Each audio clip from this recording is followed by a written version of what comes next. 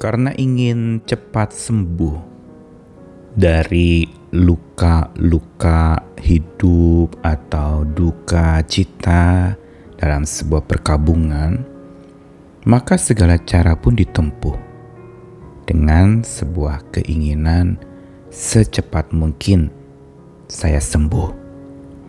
Dan tentu saja dunia menawarkan berbagai macam cara untuk orang sesegera mungkin sembuh.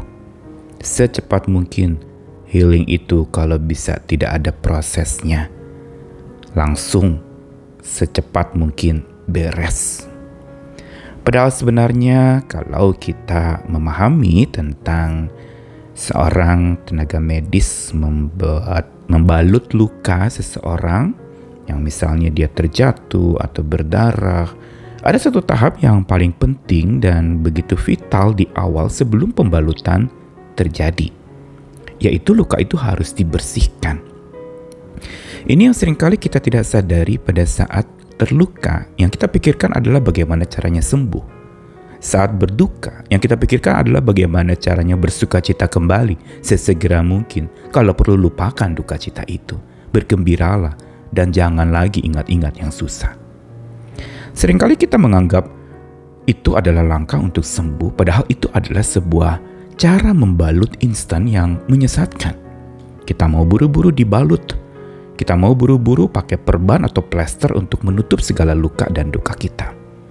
Dan ternyata kalau kita perhatikan, saat dibalut tanpa dibersihkan, sebenarnya seseorang tidak sedang sembuh, tapi malah akan menjadi kambuh, sakit lagi.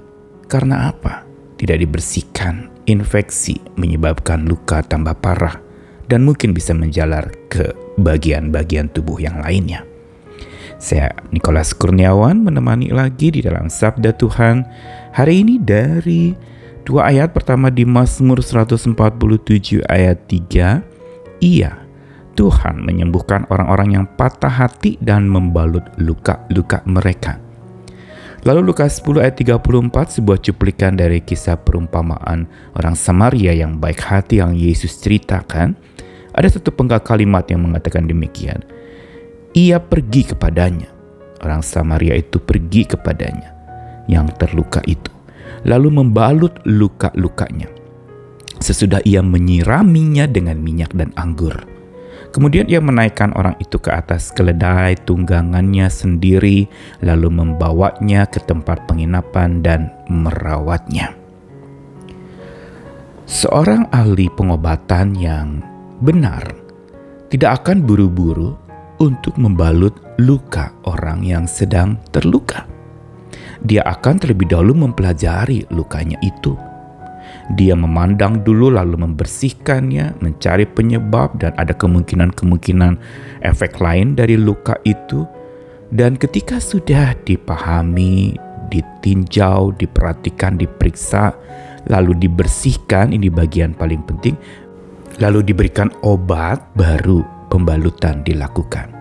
Ini sebuah tahap yang secara medis tentu saja diperkenankan bahkan diharuskan. Dan ini juga yang sebenarnya kalau kita mau telusuri bagaimana cara Tuhan memulihkan mereka yang berduka atau terluka. Dikatakan di dalam Mazmur 147 tadi, Tuhan menyembuhkan orang-orang yang patah hati dan membalut luka-luka mereka. Perhatikan ada 2 langkah yang Tuhan lakukan. Dia menyembuhkan orang-orang yang patah hati, baru membalut luka-luka mereka.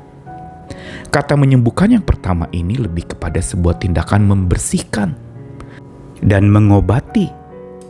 Membersihkan orang dari sakit hatinya, dan ini perlu waktu proses pembersihan itu, baru luka-luka efek dari patah hati atau duka cita itu dibalut.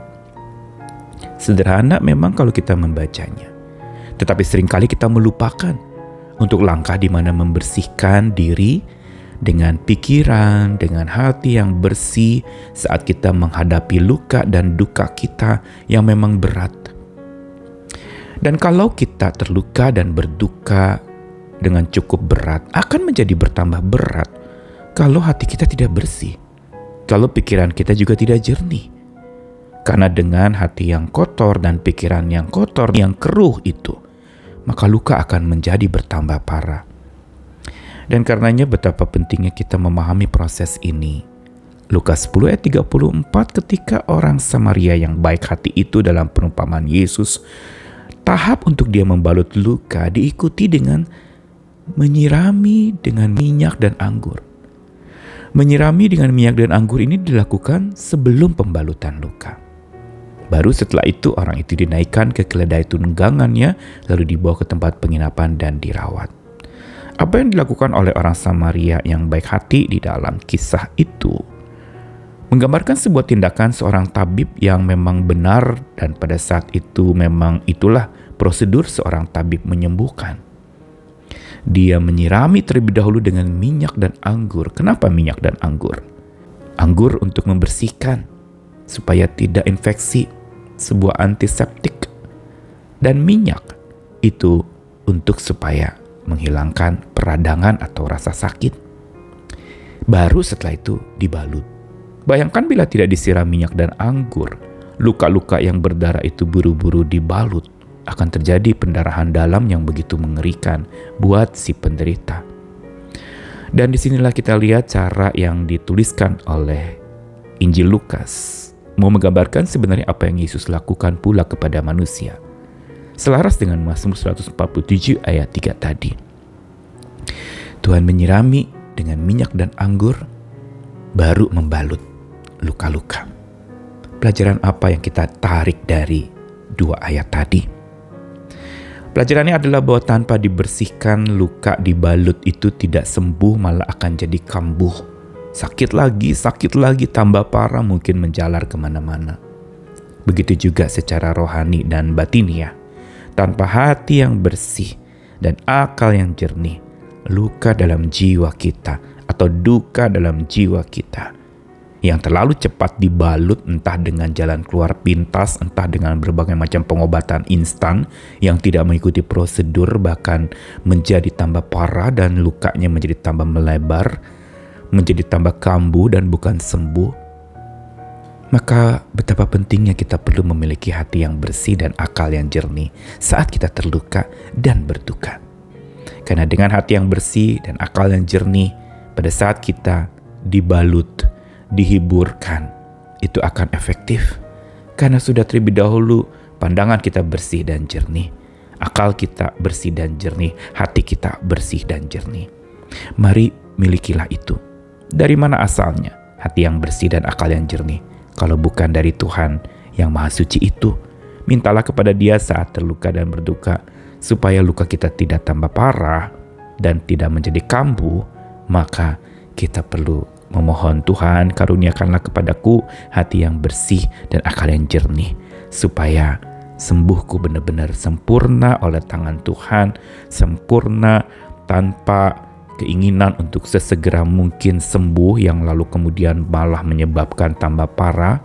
Maka marilah kita terus rela diproses oleh Tuhan, dibersihkan terlebih dahulu, baru dibalut, dimurnikan terlebih dahulu, baru kita bersama-sama berproses untuk makin pulih. Tuhan mengasihi kita sekalian yang sedang terluka, yang sedang berduka hari ini, datanglah kepada Tuhan. Minta dibersihkan hatimu dulu, minta dijernihkan pikiranmu dulu, supaya pembalutan yang Tuhan kerjakan akan memulihkan dengan benar. Terpuji Tuhan, di dalam nama Tuhan kita yang menyembuhkan itulah, mari kita berjalan. Amin.